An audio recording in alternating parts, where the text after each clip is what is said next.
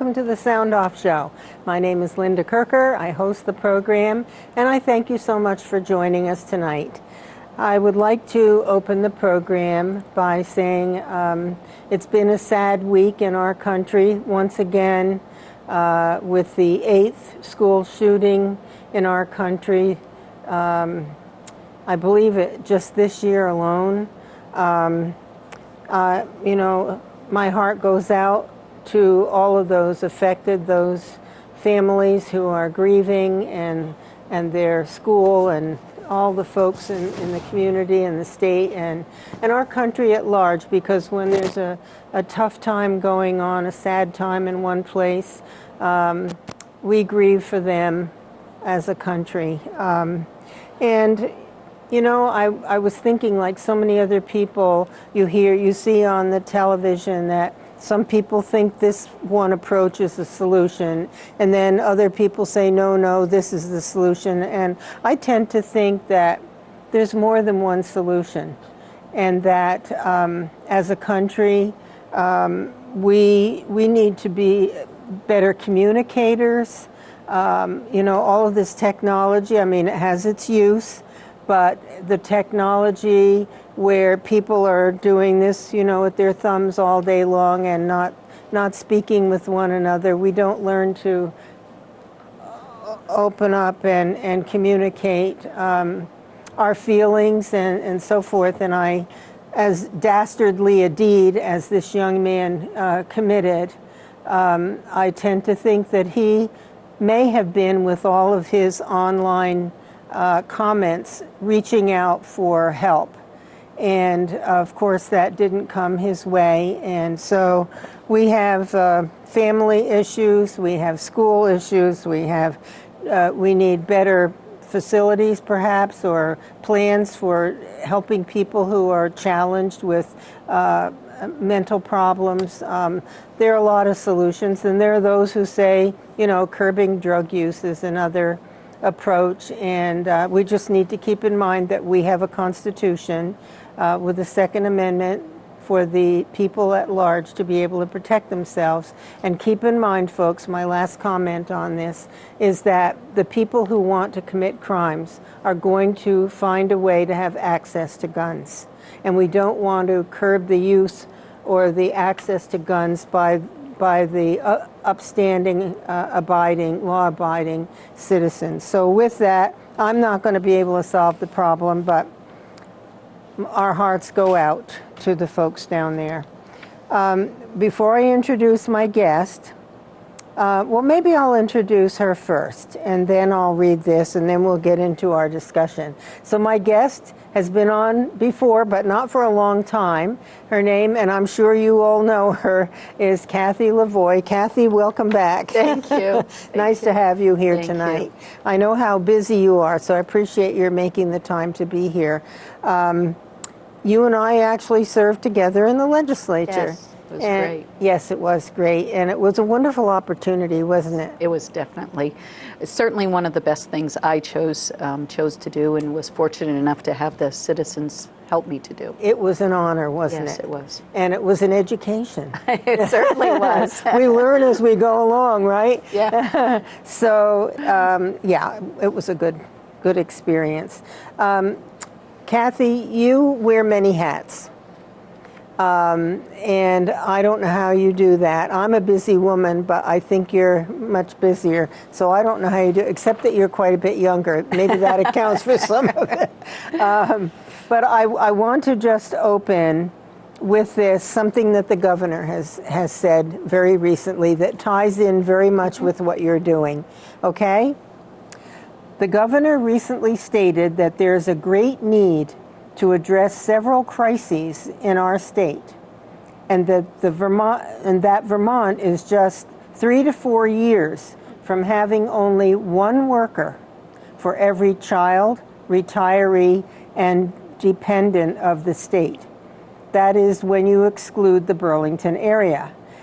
And we are 7 to 8 years from that dependency ratio when you include the Burlington area.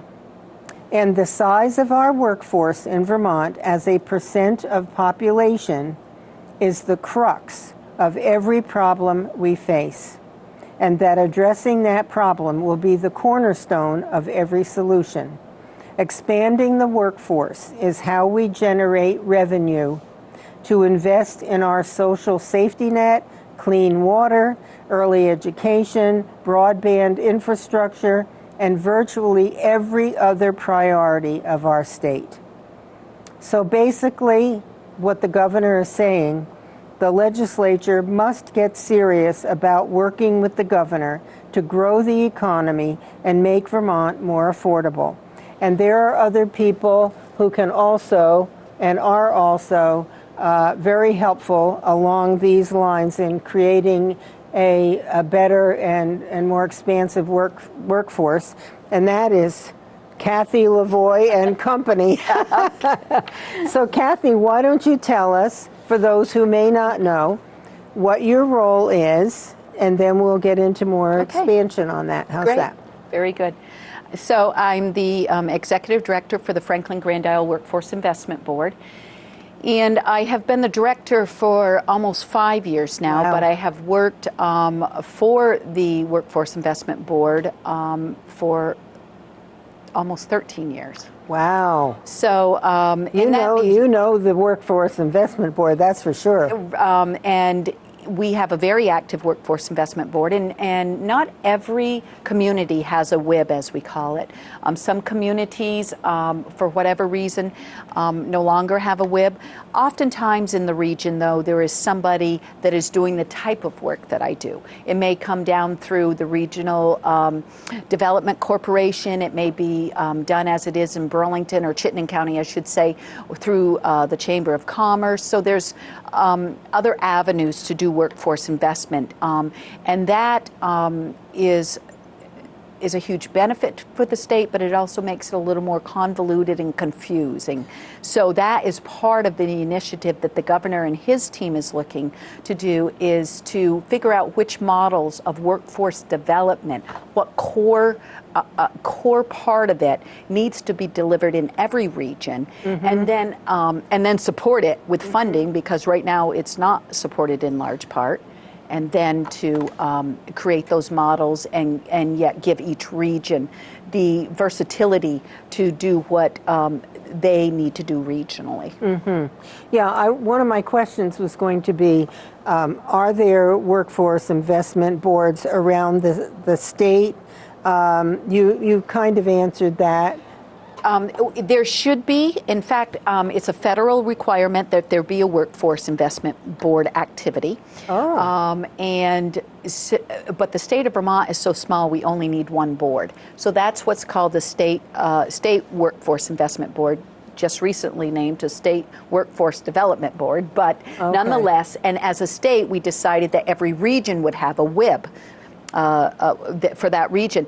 Over many years, most of those WIBs have gone away, and the work has either stopped being done in the region, or there's some other entity that's picking up some part of workforce investment. So are you saying then, Kathy, that there are parts of the state that don't currently have a workforce investment board? That's right. I believe there are, and we don't even come together as a group, but I think there is definitely two, and there may be a third one that is still existing in the state. So we have always been very fortunate. My predecessor, Marilyn Savoy, did an amazing job, and Franklin County was always, when I was in the legislature, was held out as being the region that got it right on workforce investment. We do some good things. We do.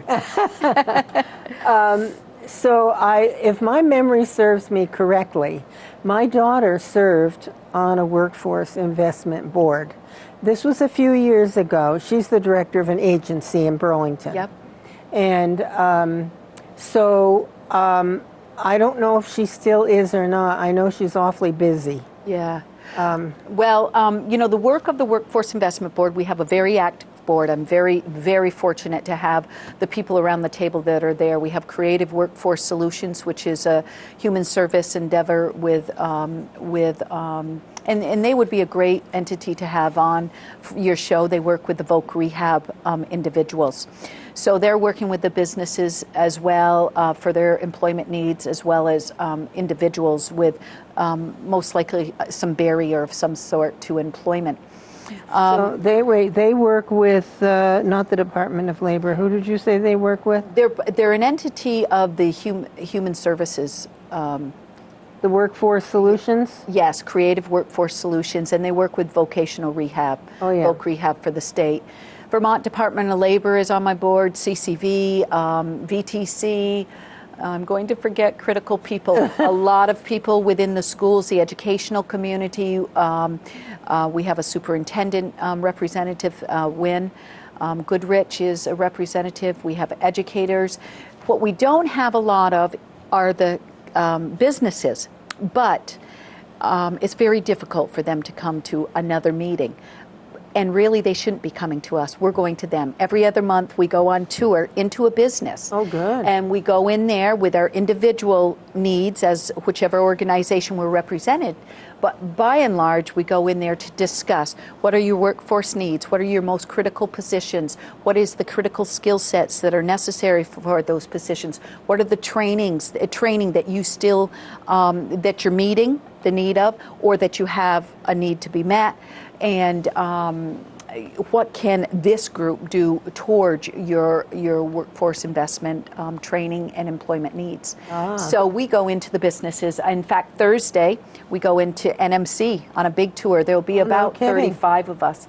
So NMC will be bringing us on tour to various departments, and which is very difficult for NMC to do given HIPAA and all that privacy. But they've worked around it because healthcare, as you know, is one of the most critical industries that we have, and one of the industries in which we need more and more people skilled in it all the time. There's a shortage of nurses. There's a shortage. And doctors. Oh, there's a shortage of a whole host of positions within healthcare. Yeah. So we could be a haven for people from other places who are looking for employment. The part of the problem, I'm assuming, well, as I was doing my homework, I was thinking of potential reasons why when the governor says, I believe he said there were 6 businesses that are ready to hire from 20 to 100 people in this state, and they can't find either qualified people or people who aren't on drugs or whatever it might be. Maybe they just don't have the skill set. I don't know what all the reasons are. Probably a mix. It is, and that is why I believe Vermont is in part in the situation that we are in. We are an aging, the most aging state in America to begin with. Maine and Maine is okay, but we're number 2. Number 2. What an honor. On top. Now, wait a minute. I'm one of those people. I am as well. So. We've paid our dues. No, you're right, but in order to build that workforce back up, it needs to be dealt with on a multitude of levels. Number one, we need to be recruiting, and we need to be bringing people to Vermont and telling them what a great state we are to live in, and what a great place to work, and what a great environment we have. So we need to be doing that outreach. In part, that's part of what the Vermont Chamber is doing through Let's Grow Vermont. Okay. There's some statewide initiatives that are specifically focused on growing the number of people in Vermont. We need to make sure that the individuals, that the young adults in our schools are being trained with those critical transferable skills that can transfer across a multitude of industries, so that they can, even if they don't know exactly what they want to be when they grow up, they have the skill sets to make multiple decisions in going down to multiple paths. We need to make sure that the individuals that are in our community that do have barriers to employment, that we understand them and what are those barriers and how can we help to support them. We should not be missing out on a whole group of people that can fill our workforce needs and certainly be productive citizens and want to be. If they have barriers, let's figure those out and let's get beyond them. We shouldn't be ignoring those that need the second chance. You know, there are a lot of individuals that very smart people can make some very stupid decisions. True and enough. that if they're in recovery and they're on the path Yes. righting themselves, then we ought to be utilizing them.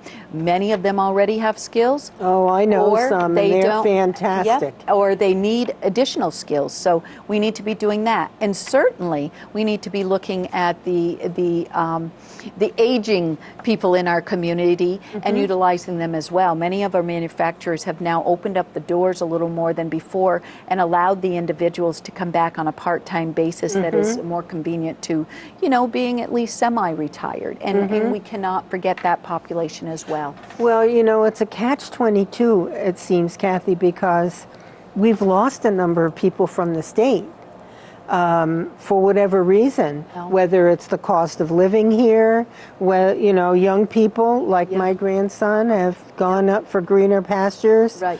where there were more, you know, technological opportunities, Yep, so to yep. speak.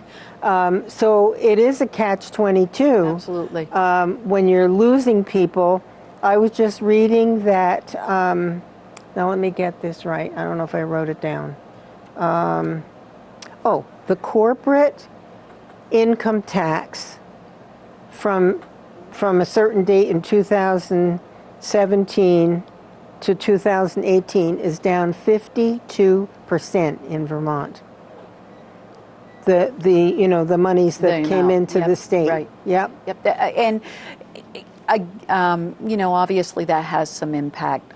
So there are a lot of moving parts. There's a lot of moving parts, and as we look at you know, budgets and money federally and at the state level, every one of us, you know, is paying taxes. Every one of us, for the most part, want to pay as little as we can.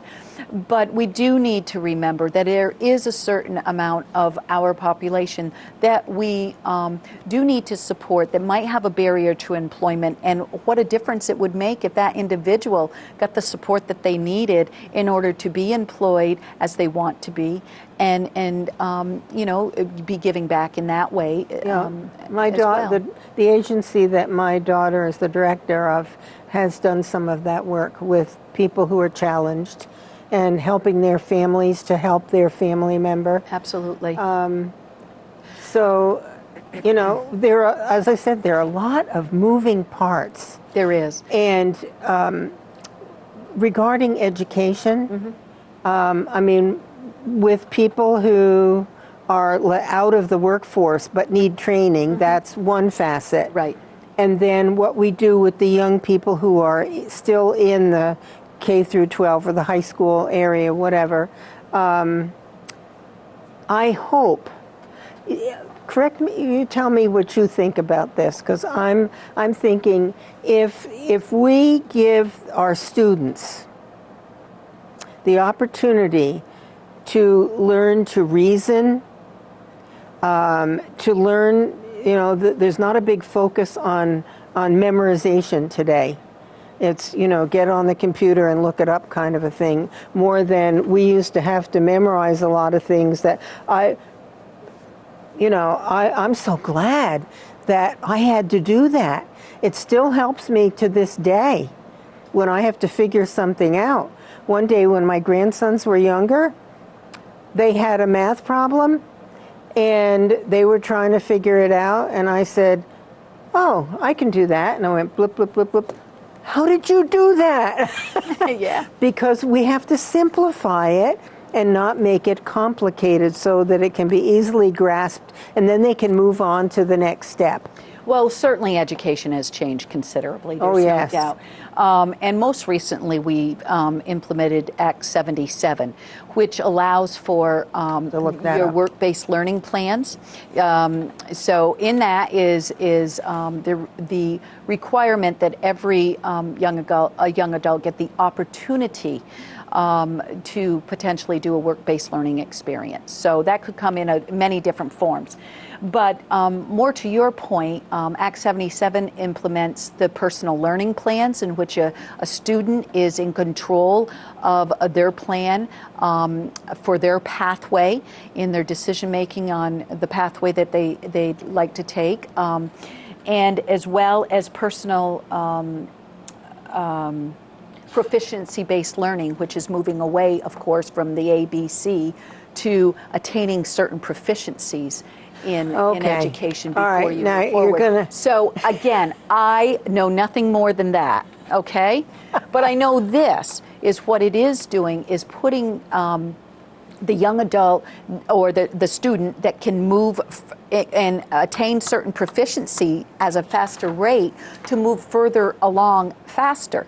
And at the same time, we're doing early college for students. We're doing dual enrollment. It's not unusual. A young adult that's a tech center student between 11th grade and their senior year could leave high school, I believe, with 15 college credits already that were free to them. If there's nothing more we can do. So are we paying for their college credits? Is that well, there's of course some, and I don't know that financial process either. But yes, there's some money that was committed to do that, and it's great because students are moving at their pace, and if they're further ahead, they're benefiting from it. One concern that I have, whether it's legitimate or not, with the proficiency-based learning, is that all? I think I asked Wynn Goodrich this once when he was on the show. I said, so proficiency-based learning, then if it's not based on the fact of A, B, and C, and D, and E, and F, then is it subjective? And he said, it could be. Yeah, right? It could be. I would suggest, though, if you have an interest in it, I mean, you have people within every school that is Would they working. talk with me? Oh, I'm sure they would. And to come in and talk about. In fact, Wynn and I have spoken about that. It will be confusing to the average person. It's confusing to me because I'm not in the school implementing these or working with the kids one-on-one. And I don't want to put words in his mouth. But he and I have discussed that there probably should be an intentional outreach to the general public so that they at least have a little bit better understanding of what it means. I think so. Education has changed so. Yes. I was talking with someone my age.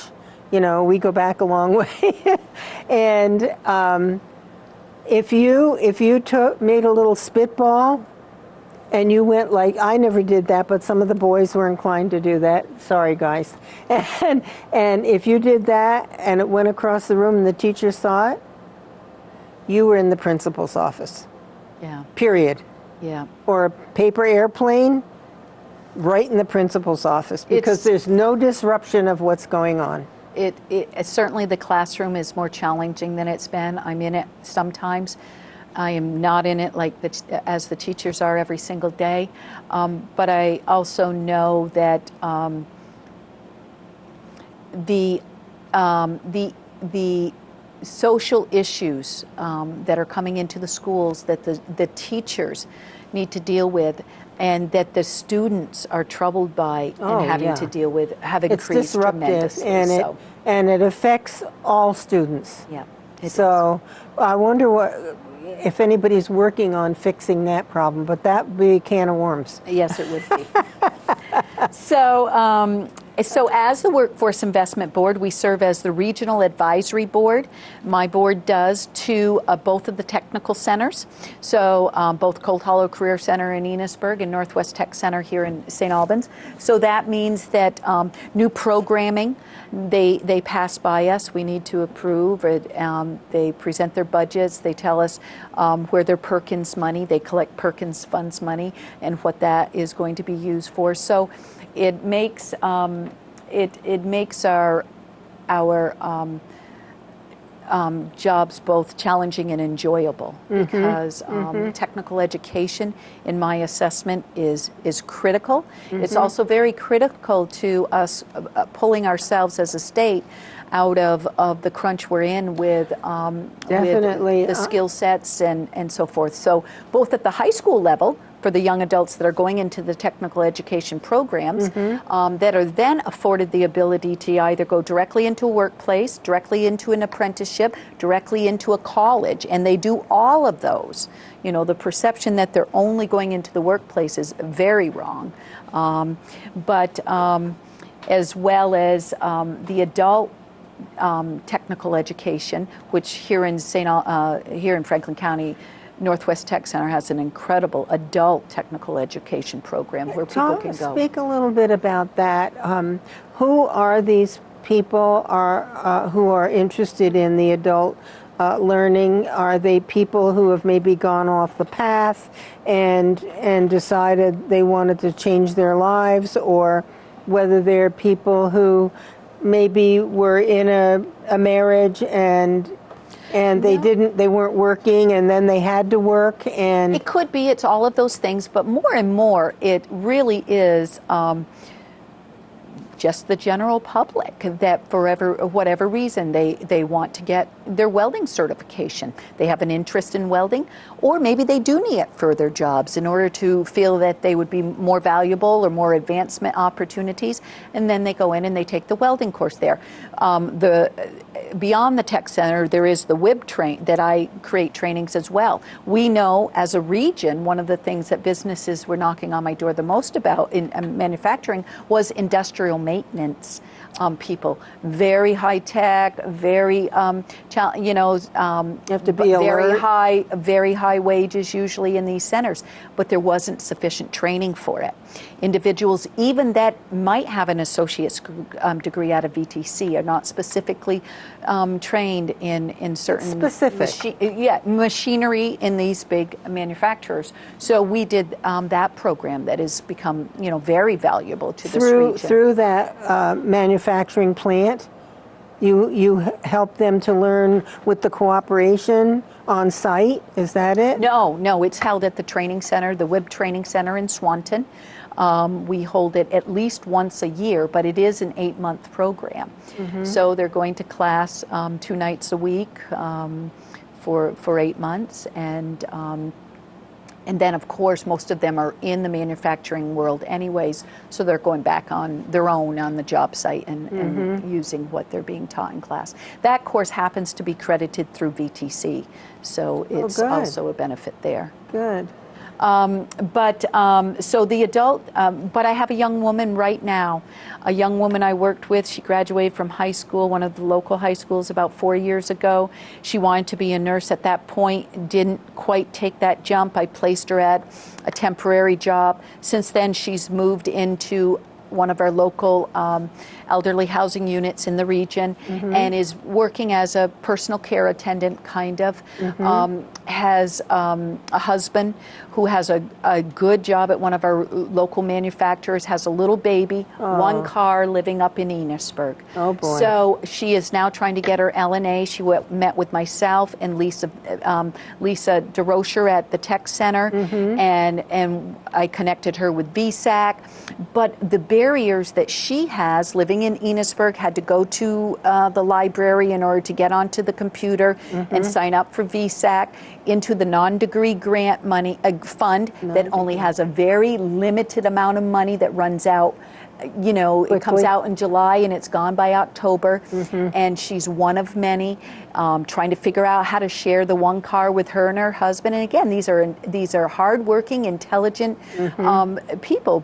But now she's decided she has well, what is needed to jump into an LNA program? But there's all these barriers. Preparation. All of this stuff that she has to overcome. Oh yeah, listen, So- I have a life history, and Yeah. I know about barriers, and I know about Yep. struggles, and So the adult technical education or going through the WIB, you know, it's not necessarily somebody who's completely turning paths or they're changing their careers or made a few mistakes or anything like that. how many adults would you say, you know, just offhand, are coming into programs like this? Oh boy, Lisa DeRocher would have to answer that. I know that she and I just did a report, but I only saw my side of it.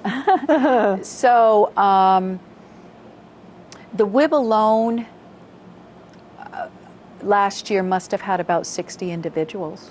Wow. And I've only got a few programs. I have that's for 3 programs that I run. So at the Tech Center, it's much more than that. It's certainly much more than that. Well, there's a great need, isn't there? Oh, there definitely is. And that's the way it should be. We should be lifelong learners. So Oh, I agree with you that. know, certainly. Absolutely. But our technical centers It's are exciting critical to that. It's to keep great. learning. Oh, yeah. You know, you build on what you've started with, and you just keep growing. Absolutely. So I do have a couple of other initiatives. Today, I gathered a group of us from Franklin County, and we actually went on tour into 2 businesses in Chittenden County. The businesses do take some of my courses at the WIB, and they have employment needs. And so a team of us that I gathered went down, and we went to Biotech and Twincraft in Winooski. Yeah. And, you know, again, we talked about their employment needs, we talked about their training, we talked about the jobs they have available and the skill set. They must be excited to think that that this option is out there. Absolutely. So certainly we'll connect them with the partners in that area as well. But it was very interesting for us and beneficial for them too. Well, it's an education, right? Yep, that's right. That's right. Continuing. Let's see. We have. So how long has the WIB been in existence? Oh my. That was one thought that came to my mind. I should know this, but I don't. But I would say 30-ish years. Okay. Because Marilyn had been.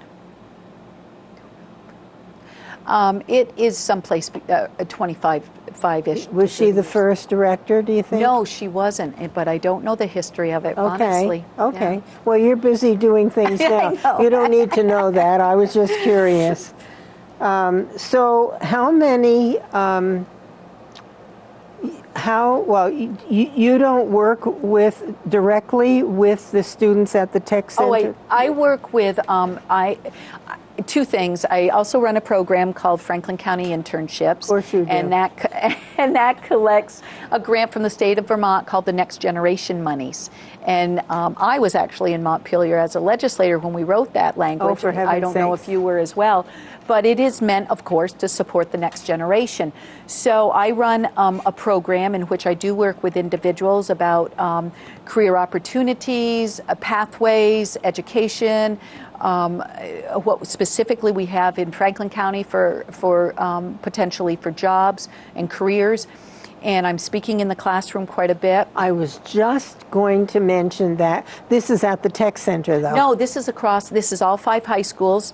And I work in partnership with the tech centers because they have a lot of their own programming that's similar. But certainly I work with both tech centers closely, all 5 high schools, Vermont Adult Learning and CCV. Fantastic. So I'm in the classrooms speaking what I call my attitude, attire, and attendance. But it's a frank conversation about what employers are looking for. I make it fun. We talk about some of the really big goof ups that I've seen in the years of working with young adults and what to do and not to do. That is fantastic. I would love to see many more adults speaking with the youth. Well, I'll tell you, they're in the classroom a lot, really. Most of our high schools do have career courses, and they are specifically talking about what are the careers that are out there, what is the pathway to them, what are the transferable skills that are needed, what are the hard technical skills that are needed for one job versus another job. And employers are going into the classroom on a regular basis around this region and speaking. And programs like mine are bringing them out, the young adults, on tours and into facilities. And now with Act 77, and the requirement for the work-based learning experience, even more and more kids are getting the opportunity. Every high school now has a work-based learning coordinator, and that individual is kind of doing what I was doing, but only for that school. So individuals will filter into them to go out on job shadows, to go out and do unpaid internships, to spend a day in a facility and work along with somebody that would be interested in their profession. I wanted to mention the phone number for the program is on the screen on the upper right-hand corner. If any of you are so inclined and you have a question or a comment you would like to make, we'd be happy to hear from you. Kathy, now I'm not trying to create more work for you. Okay, that would Trust be nice. But I also think that based partially on an experience that I was blessed to have, to speak to the 7th and 8th graders at the city school a couple of times, different groups, that they are they're a prime audience at that age. They are. To get them thinking.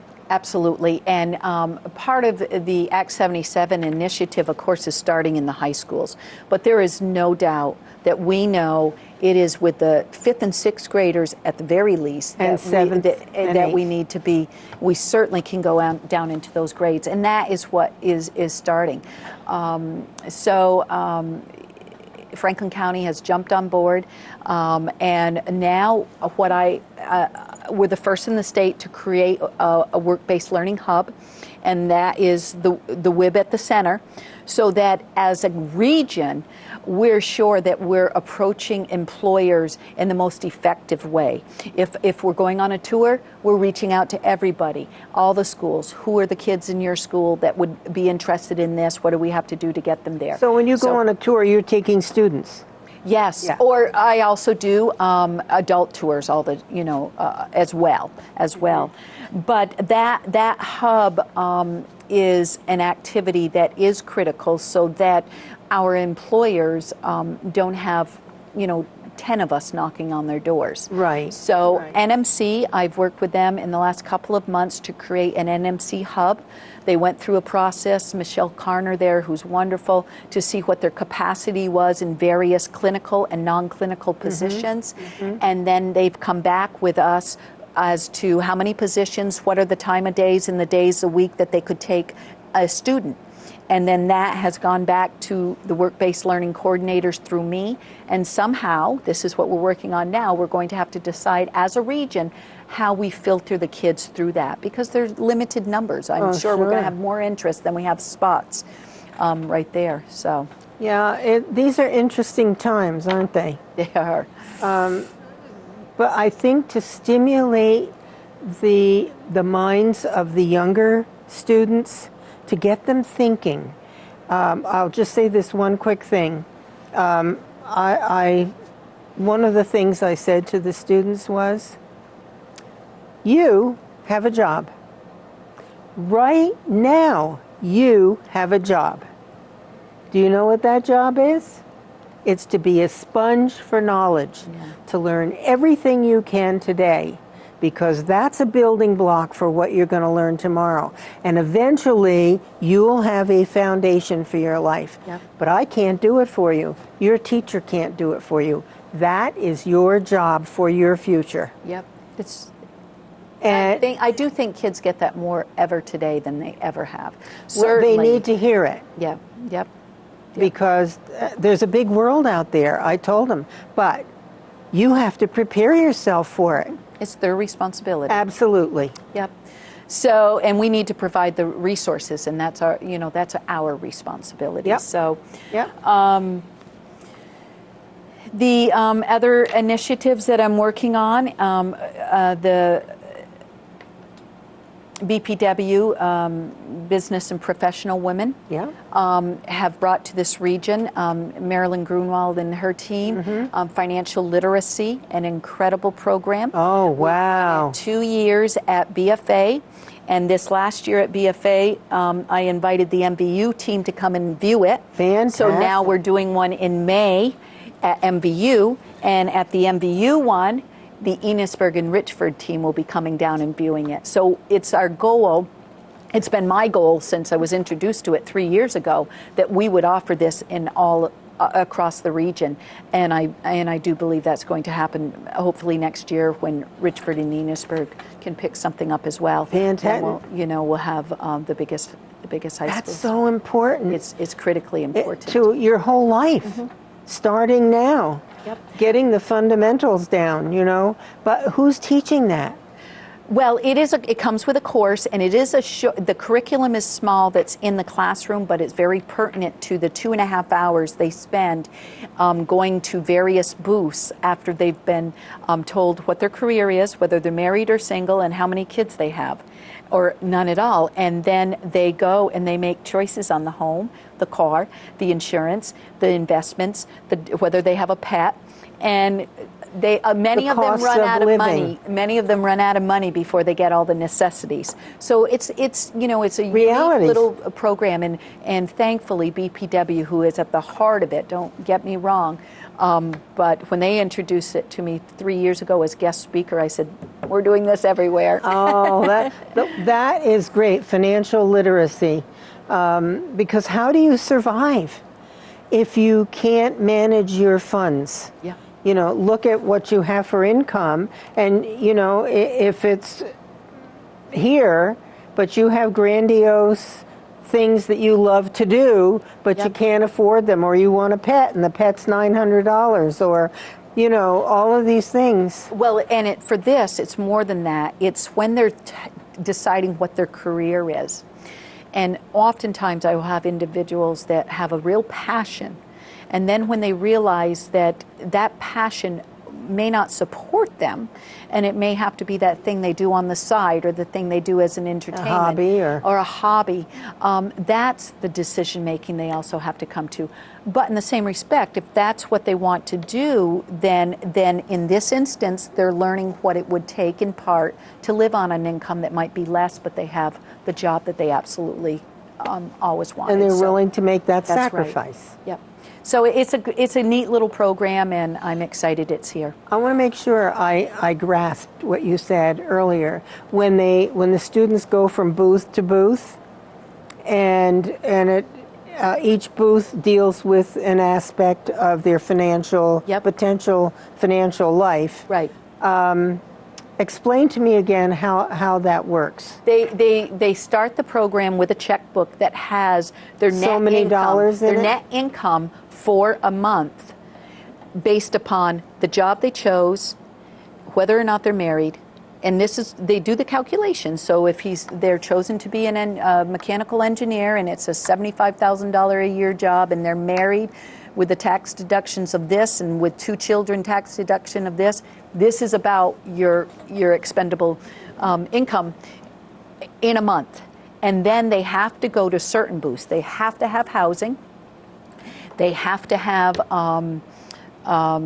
make at least a decision on transportation, and they have to have insurance for that housing. So there are booths they have to go to, and then there are other booths that they choose to. And you'd be surprised, they might go right over to the booth that has they buy their first little pet by themselves, and along with it, we give them the vet bill and things like that. Yeah. So good, it's a reality check, really. Yep. And that's critically important to get them thinking along those lines. Right. Otherwise, you can get yourself into quite a mess. Absolutely. I've seen it. Yep, absolutely. The Career Expo is coming up, the Job and Career Expo. Where is that? That is at Collins Pearly on March 29th, from 9 in the morning until 11:30. We have the high schools are there. So it is time that's dedicated to the high school students, in which employers are there to not recruit them for a job mostly, but to show them the opportunities that are around the state, because they're coming in. Right, they're coming in from all around the state to the event. Typically, we'll have somewhere around 70, 72 vendors, and the kids come through. And is this just for students? That is until 11:30, and then at noon the doors open up, and it's for the general public until 3 o'clock. Okay. And there's many of us. This year is our 20th year for the Career Expo. Wow. And so we're very excited about Who that. organizes that? I'm the chair of. Of course you are. But there's Kathy. a big team that does a lot more than me. I mean, the Chamber is on there, taking on the online registrations. Vermont Department of Labor is there with the business interface. We have the tech centers there that are, doing the food. CCV is on it, helping out with the BPW is, so there's a whole team of us. But it's a lot of work. And, I imagine so. People are we have a very committed team. Next year, we are discussing some changes in which we may mix it up a little bit and do some different things. We don't know that the general public, by and large, is going to job fairs to find their jobs. They're going online. No, but I'd be kind of curious to go in and just find out the lay of the land. Yep. What is out there. Obviously, as the governor said, we have financial problems in the state, and until we have enough people gainfully employed who are paying taxes to support all the programs and the costs of running a government, we're going to be in trouble. No, absolutely. So we're getting the information out the best we can. Sounds like you're doing a whale of a job. The other endeavor that I'm sure would excite you, we built 4 industry panels: manufacturing/engineering, healthcare, human services / education, and trade/renewable energy. I had 35 panelists and moderators for the 4. We had 2 being held at CCV, 1 at Vermont Adult Learning, all on the same day, and 1 at BFA. And there were 2 sessions of each panel. We had almost 200 kids from around the region. Wow. They were being bussed in to attend either 1 or 2 panels, 1 in the morning, early morning, and 1 later in the morning. So we were very excited. It was a lot of work, and school was canceled that day because of a snowstorm. Oh, months and months of work. Oh, Kathy. But the joy of it is that we know we had 35 panelists, over 4 panels committed to a day endeavor of local and regional businesses. The interest. And almost 200 kids being bussed in to go to those panels. Wow. So we're not done. No, obviously we will. The show must go on, right? We will do it again next year, but with full execution, hopefully. But we know it was a very successful concept and a good endeavor for us to have done. Well,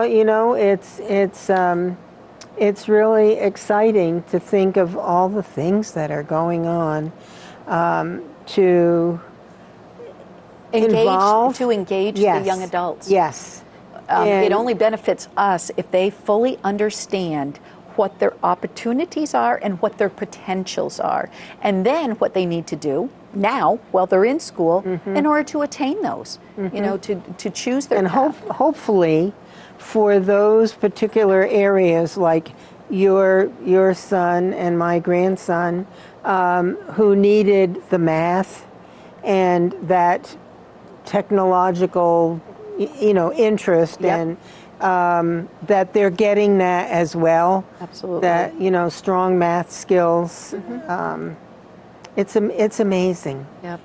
The changes from when it's hard for me and people my age to really absorb the serious, just huge changes in education. Yes. since we were in school. You could hear a pin drop. Everybody had their own desk where they could focus. You know, the teacher was the queen or the king of the day, and you didn't talk. Yeah.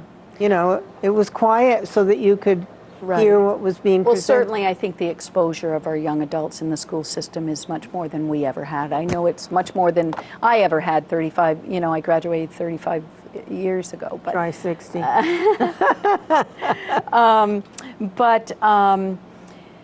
As well, it's unfortunate, but you can't talk about workforce development without talking about substance abuse, without talking about the housing crisis that we have here in the county and in the state, without talking about the huge lack of transportation barriers that we have in this region. So as the WIB director, and childcare, I find myself involved in all of those conversations as well, because they're some of the biggest barriers that individuals have towards being employed and that employers have to deal with to get new employees or to support the employees that they have. Another factor is that we have, because of drugs and maybe other things, we have dysfunctional families where children may be neglected or not getting the nurturing and the guidance and everything at home that we would hope that they would all have. And that may affect their absolutely. learning in the classroom, their ability to focus when you're dealing with other issues that come from the home environment. So, you know, there's, as I said before, so many moving parts. Yes. Yep. And this drug business, this has to cease. Yeah. Well, certainly it cuts across all demographics and all socioeconomics. Yes. And it is an issue for our employers and for individuals. So, but there again, the safety factor. Yeah. People working in a manufacturing plant where you're using machines and so forth, they have to drug test. Yeah. I would hope. Yep. So to that point, I gathered a team together to work with NMC on their MAT program, medically assisted treatment program. They have a large number of individuals that are in recovery going through that program. Again, people of all demographics, all socioeconomic, every education, everything. It's not, you know, certainly. No, I understand. But they are looking for employment. So there's a group of us working with NMC to bring together, to start out a forum for these individuals in March, in which we'll talk about what's available through Voc Rehab, what are the trainings that are available at the Tech Center and through the WIB, what courses are there at CCV, how can we support you? We've got the Restorative Justice Center coming in. We've got Voc Rehab coming in. Vermont Adult Learning coming in. Would you like some support to be tested for your education level? All of those things that are barriers to possibly to some of these individuals to help them towards employment. I'll be bringing them out onto tour once we decide, you know, we start vetting them and deciding who's interested in what and who needs some support in education first, or who's ready to go and what the education levels are and all of that. So it's a very exciting endeavor for this region. How do you keep it all straight? I have a lot of Good people help. that work with me. We have some incredible agencies and that work collaboratively here in this region. Wow. Well, a question that I've thought of more than once. When the students go out for on-the-job training, the high school students, how much time do they spend on that job or at that job? Who oversees them? And how much time do they get back in the classroom setting? You know, how is that all balanced out? Every school is different, every business is different, every student is different, but there are guidelines that come along with Act 77 work-based learning. The way in which I ran my program as an independent organization that the school let in to work with students is a little bit different than how the work-based learning coordinators in every school have to operate. What is the insurance? Where are they going? How do they get there? All of those things. Is there protection needed? Right. And you may want to consider, Linda, is having some of the work-based learning coordinators on the show to talk about very specifically that. Because, go ahead. Because that is the hub of it now in this region, is through work-based learning. So would that be either Lisa or Katie? Nope. No. I will get with you. Let me send you that information. Okay. All right. Well, I mean, who knew? Right. And I hope the viewers who may not have any previous knowledge of all of this, I mean, it's so expansive, Kathy, all of these things that are going on that are so important for the future, immediate and distant future of our state. And our youth, and hopefully these programs will continue through the years so that we can keep the momentum going. Absolutely. And I hope we're able, because we'll have more workers, be able to lure in more businesses. The state has lost a number of businesses. Yeah. And that's not good for our economy. No, it's not. It's not good for the health of our people at large. And we want our children to have a future. We do. A solid, productive, and prosperous future. Yeah. And the hope that comes with that, and the positive lifestyles. Yep. That they can provide for their children. They don't have to be wealthy, but right. if you're employed and you have a sense of accomplishment and productivity, and you feel like you're continuing to learn, and you're just enjoying it, that affects your whole life. Yep. How you relate with your family and everything else that you do. Absolutely. It's all tied in together. Yep. So, there's, God bless you, Kathy, for what you're doing, I'm telling you. Well, I stress I'm not doing it alone. I know. Franklin County we have some great, I sit on the Industrial Development Board, the Chamber, Restorative Justice, and Healthy Roots Collaborative with, the Diversified Agriculture. All of these entities are always involved in all of this stuff in this region, and I came here 33 years ago, and I haven't wanted to leave at all. So that's a good thing. It's a great place, and I do encourage the viewers, if you want a better understanding of what's happening in the classroom, if you want to help out in the classroom as a speaker, if you work in a business and you think that your profession ought to be in front of the kids as well, please give a call to your guidance office. Call and ask for the work-based learning coordinator if it's at a high school, and get involved and be a part of these young adults and showing them the opportunities that they have, while at the same time understanding the responsibility that they have, to step forward and make some decisions. I was just thinking that we're down to a couple of minutes now, I think.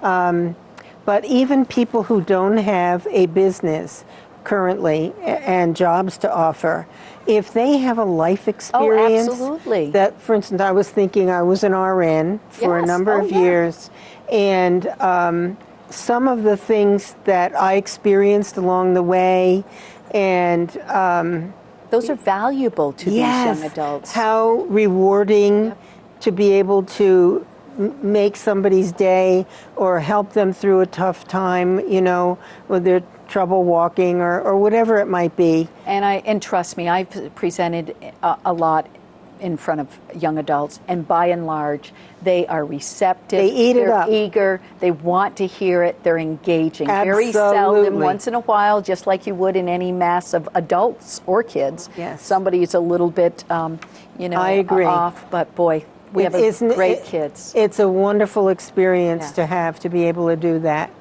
It's so rewarding. I guess we're down to what, 2 minutes? 1 minute. Whoops. Kathy, thank you so much. Welcome. You're welcome. It's always a pleasure, Linda. Thank you. It's I love doing this show because I can bring you and other people into the homes of the people Right. of this area and elsewhere, because it's on YouTube and Oh, wow. Facebook. Oh, yeah. So you're going to be a I'm gonna be on celebrity if you're YouTube. not already. So, folks, I hope you enjoyed the program. I hope you learned a lot. I hope you've been motivated maybe to get involved in some way. And we all need one another. You know, these are tough times. And so think about it. And in the meantime, I'll see you again next week. Have a great week ahead. Good night.